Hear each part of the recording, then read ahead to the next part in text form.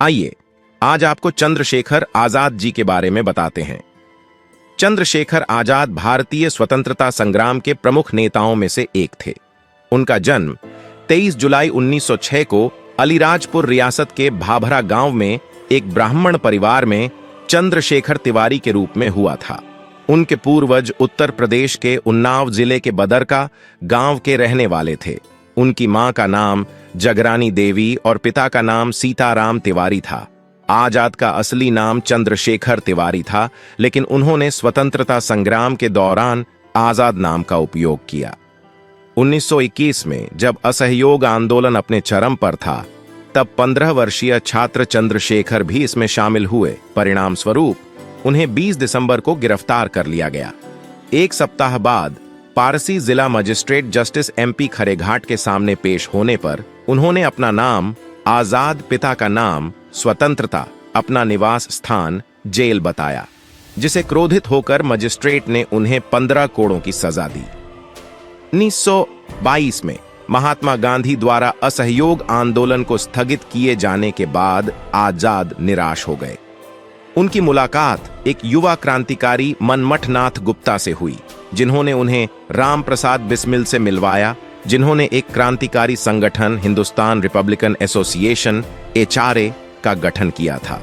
फिर वह HRA का एक सक्रिय सदस्य बन गया और HRA के लिए धन इकट्ठा करना शुरू कर दिया। अधिकांश धन संग्रह सरकारी संपत्ति की डकैतियों के माध्यम से किया गया था। वह 1925 की काकोरी ट्रेन डकैती, 1928 में लाला लाजपत राय की हत्या का बदला लेने के लिए लाहौर में जॉन P. सॉन्डर्स की गोली मारकर हत्या करने और अंततः 1930 में भारत के वायसराय की ट्रेन को उड़ाने के प्रयास में शामिल थे। कांग्रेस के सदस्य होने के बावजूद मोतीलाल नेहरू नियमित रूप से आजाद के समर्थन में धन देते थे। आजाद ने कुछ समय के लिए झांसी को अपने संगठन का केंद्र बनाया। उन्होंने झांसी से 15 किलोमीटर दूर स्थित ओरछा के जंगल को शूटिंग अभ्यास के लिए एक स्थल के रूप में इस्तेमाल किया और एक विशेषज्ञ निशानेबाज होने के नाते उन्होंने अपने समूह के अन्य सदस्यों को प्रशिक्षित किया। उन्होंने सतार नदी के तट पर एक हनुमान मंदिर के पास एक झोपड़ी बनाई और लंबे समय तक पंडित हरिशंकर ब्रह्मचारी के उपनाम से वहां रहे। उन्होंने पास के गांव धीमरपुरा के बच्चों को पढ़ाया और इस तरह स्थानीय निवासियों के साथ अच्छा तालमेल स्थापित करने में कामयाब रहे। 1925 में काकोरी ट्रेन डकैती के बाद अंग्रेजों ने क्रांतिकारी गतिविधियों को दबा दिया।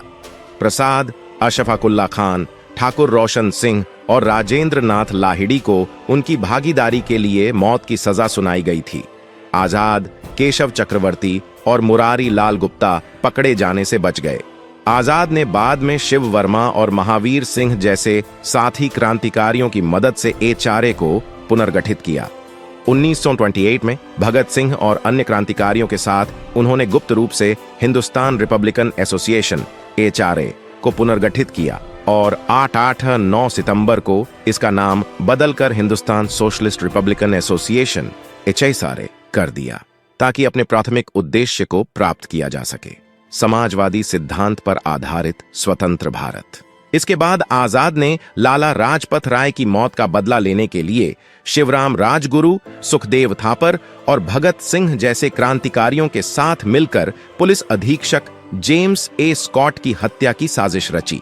हालांकि गलत पहचान के मामले में साजिशकर्ताओं ने सहायक पुलिस अधीक्षक जॉन P. सॉन्डर्स को गोली मार दी।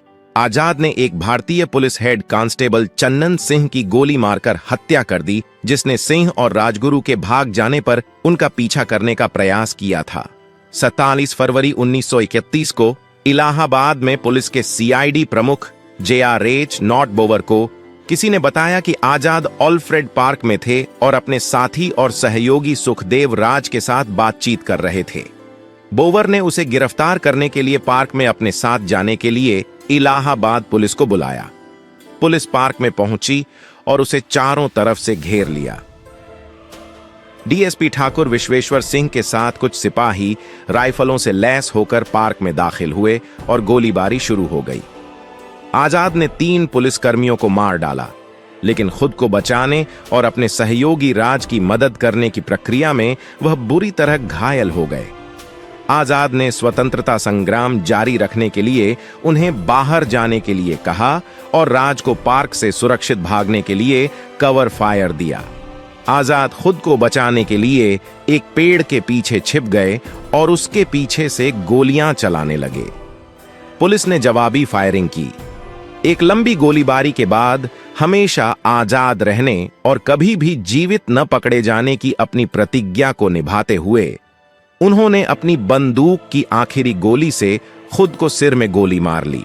इलाहाबाद के अल्फ्रेड पार्क का वह पेड़ जहां आजाद की मृत्यु हुई थी और इलाहाबाद के अल्फ्रेड पार्क जहां आजाद की भव्य मूर्ति है और आजाद की वो बंदूक जिससे उन्होंने अपनी आजाद रहने की कसम पूरी की और अंग्रेजों को धूल चटाया। आज के वीडियो में बस इतना ही। इसी प्रकार की जानकारी के लिए मेरे YouTube चैनल AKG टॉक को लाइक एंड सब्सक्राइब करें। धन्यवाद।